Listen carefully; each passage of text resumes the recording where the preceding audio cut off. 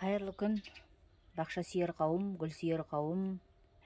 Мынау енді помидорларымыз осындай болып өсіп жатыр. Бұл помидорды мен қызанақты майдың 16-сында ектім. Майдың 16-сынан бері 2 аптадан кейін, 10-12 күннен кейін мен бұны азотпен суардым.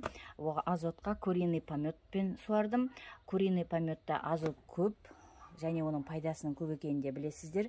Жерім өте құнарсыз, менің жақсы емес. Сол себептен мен мынандай мульча жасадым да, міне шөптен, осы шөптің бәрін кесіп мульча жасап, астына міне топырағы кеуіп қалмау үшін, және мына бітіқана дым жасатпайды, шөлетпейді де, жұмыс жасатпайды да, мына бітіқана пәле болды.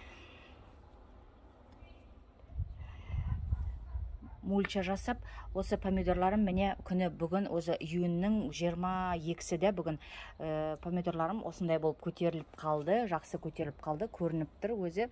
Жақсы көтерілгендері, кішкентай рассадыгенде, значит, бір айда осындай болып өсіп тұр, және гүлдеп жатыр, уже бутон беріп жатыр.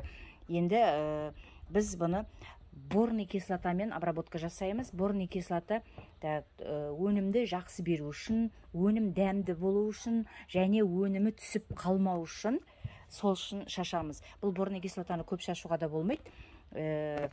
Тек қана 3 рет бутонизация кезінде, бутон беріп атқан кезінде, және бутоны ашқан кезде, сосын уже жеміс өнім беріп атқан кезде шашу керек. Тек қана 3 рет пайдаланамыз. Енді сол борный кислотаны қазір сіз пайдаланайын деп тұрмын, соны түсірейін деп тұрмын. Мен биыл бірінші рет егіп жатырмын. Қазір интернетте информация көп, үйреніп жатырмыз, егіп жатырмыз. Егінмен бұрын айналысқан жоқпын, бірақ гүл өсірем ғой. Енді сол үшін биыл міне бірінші рет мен шаруаққа помидор егіп, огурцы егіп, қияр, қызанақ, баклажан, сладкий перец, кабачки, осыларды егіп, биыл осындай шаруашылық жасап жатырмын. Енді қазір борный кислотамызды езейік. Борный кислотаны жалпыда негізі удобрение езгенде үлкен қасықпен, ас ішетін үлкен қасықпенен 10 литр суға еземіз де. Бірінші мынандай кішкентай ыдысқа езіп алып, сосын 10 литр суға құямыз ғой. Енді мынау кішкентай қасық, соның жартысы. Енді борный кислотадан 5 грамм 10 литр суға езеді. Міне мен шелегімді әзірлеп қойдым, суымды 5 грамм. Значит, 10 грамм кішкентай қасықпен болса, соның жартысын, көп бұны қолдануға да болмайды. Так. Міне. Осындай қылып алып, және борный кислота бұл тек қана ыстық суда жақсы ериді. Ыстық суда жақсы ериді. Езіп аламызды.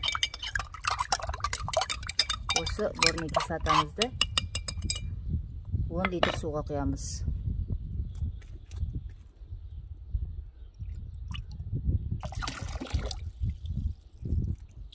Міне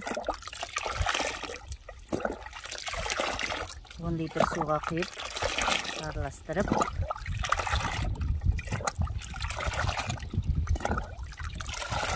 бізде мынау бітіқана деген жұмыс жасатпайды. Енді соны осы пульверизаторға құйып, қазір бәріне шашып шығамыз. Міне біздің помидорларымыз әсіресе гүліне шашқан жақсы болады. Астынан, үстінен отдельно осылай шашып шығамыз.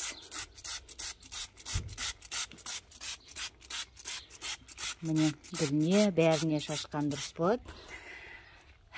Өнімдеріңіз көп болсын, сау, саламатта болыңыздар. Заман тыныш, аман болайық.